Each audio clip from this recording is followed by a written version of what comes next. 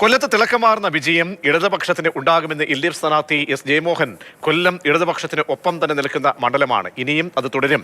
വോട്ടെണ്ണി കഴിയുമ്പോൾ ബി.ജെ.പിയുടെ കൊല്ലത്തെ പ്രകടനത്തെക്കുറിച്ച് മനസ്സിലാക്കാൻ കഴിയുമെന്നും ഇപ്പോൾ പ്രതികരിക്കാനില്ലെന്നും ജയമോഹൻ പറഞ്ഞു.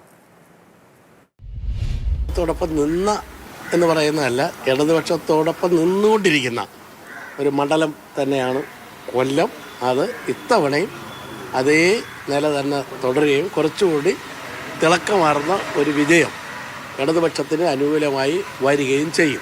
4-ാം തീയതി എണ്ണി കഴിയുമ്പോൾ അവരുടെ എ ക്ലാസ് മണ്ഡലം ബി ആയോ സി ആയോ ഡി ആയോ എന്നതിനെ സംബന്ധിച്ച് പുറത്ത് വരുമ്പോൾ എന്തെങ്കിലും ചോദിച്ചാൽ അന്ന് പറയാം എന്നുള്ളതല്ലാതെ മറ്റുള്ളവരെ നമ്മൾ എങ്ങനെയൊക്കെയാണ് അവർ ചിന്തിക്കുന്നത് എന്നുള്ളത് വ്യക്തമായി വിവരം കിട്ടാതെ സാധാരണഗതി പ്രതികരിക്കാറില്ല. എന്താണ് കൊല്ലത്തടക്കം സംഭവിക്കുന്നത് നമുക്ക് നോക്കാം. കണ്ണൻ നായർ ചേരുന്നുണ്ട്. കണ്ണൻ, കൊല്ലത്ത് ബിന്ദുകൃഷ്ണ നേരത്തെ തന്നെ അവിടെ പ്രചാരണമൊക്കെ തന്നെ തുടങ്ങിയതാണ്. മണ്ഡലത്തിൽ നിലയുറപ്പിച്ച് ജനങ്ങൾക്കിടയിലേക്ക് അങ്ങനെ പ്രചാരണവുമായി പോയ സ്ഥാനാർത്ഥിയാണ്. അപ്പോൾ വലിയ പ്രതീക്ഷ UDF കേന്ദ്രങ്ങൾ പങ്കുവയ്ക്കുന്നുണ്ട്. മറ്റൊന്ന് പത്തനാപുരത്താണ്. പത്തനാപുരത്ത് എന്ത് സംഭവിക്കുമെന്ന ആകാംക്ഷയുണ്ട്.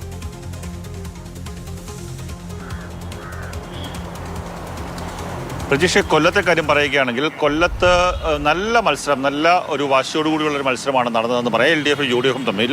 പക്ഷേ BJPയുടെ വോട്ടുകൾ എവിടെയൊക്കെ കേന്ദ്രീകരിക്കും എന്നുള്ളതാണ് ഏറ്റവും പ്രധാനപ്പെട്ട കാര്യം. ഇവിടെ BJP സ്ഥാനാർത്ഥി കൂടുതൽ വോട്ടുകൾ പിടിച്ചാൽ അത് ബിന്ദുകൃഷ്ണയ്ക്ക് എതിരായി വരാൻ സാധ്യത വളരെയേറെയാണ്. അങ്ങനെ ഉണ്ടാകുമോ എന്നുള്ള കാര്യത്തിൽ ഒരു വ്യക്തതയില്ല. അങ്ങനെ ഉണ്ടാകാൻ സാധ്യത കുറവാണ് എന്നുള്ളതാണ് BJP കേന്ദ്രങ്ങൾ തന്നെ പറയുന്ന ഒരു കാര്യം.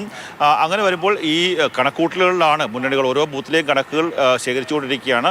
എല്ലാ ബൂത്തുകളിലും കൃത്യമായി കാര്യങ്ങൾ പരിശോധിച്ച ശേഷം മാത്രം കണക്ക് ജില്ലാ കമ്മിറ്റികൾക്ക് നൽകിയാൽ മതി എന്നുള്ളതാണ് ഇപ്പോഴത്തെ തീരുമാനം. അതിൻ്റെ അടിസ്ഥാനത്തിൽ നാളെയോ അല്ലെങ്കിൽ അതിൻ്റെ അടുത്ത ദിവസമോ ഒക്കെ ആയിരിക്കും കണക്ക്, ഓരോ ബൂത്തുകളിലെയും കണക്ക് ലഭിക്കുക. അതിനുശേഷം മാത്രമായിരിക്കും ഒരു ഔദ്യോഗിക സ്ഥിരീകരണത്തിലേക്ക് കാര്യങ്ങൾ പോവുക. ഇന്ന് CPM ജില്ലാ സെക്രട്ടറിയോട് സംസാരിക്കുമ്പോൾ അദ്ദേഹം പറയുന്നത് ഈ വോട്ട് ചെയ്യാൻ നമുക്ക് അതായത് ഏതെങ്കിലും മുന്നണിക്ക് ചെയ്യും എന്ന് ഉറപ്പിച്ച് പറയുന്നവരിൽ തന്നെ ഭൂരിപക്ഷം ആൾക്കാരും മാറ്റി ചെയ്യാനുള്ള സാധ്യത നിലവിൽ കാണുന്നുണ്ട്. കാര്യം പല സ്ഥലങ്ങളിലും അങ്ങനെ ചില തരത്തിലുള്ള ഒരു സാധ്യത ഉണ്ട് എന്നുള്ളതാണ് മനസ്സിലാക്കുന്നത്. അത് UDFും ആ കാര്യത്തിൽ പറയുന്നുണ്ട്.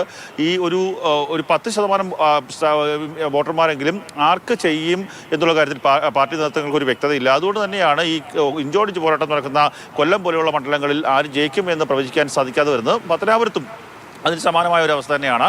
പത്തനാപുരത്ത് ബിന്ദുകൃഷ്ണ എങ്ങനെയാണോ കൊല്ലത്ത് നിന്ന് പ്രവർത്തിച്ചത്, അതിന് സമാനമായ രീതിയിൽ കഴിഞ്ഞ തവണ പരാജയപ്പെട്ട ശേഷം അവിടെ ജ്യോതികുമാർ ചാമക്കാല ആ മണ്ഡലത്തിൽ തന്നെ നിന്ന് ജനങ്ങളുടെ പ്രശ്നങ്ങൾ പരിഹരിക്കാൻ വേണ്ടി മുൻകൈയെടുത്ത് നിൽക്കുകയായിരുന്നു. അതായത് ഈ തെരഞ്ഞെടുപ്പ് ലക്ഷ്യമിട്ടുകൊണ്ടുള്ള ഒരു പ്രവർത്തനം തന്നെയാണ് അദ്ദേഹം നടത്തിയത്.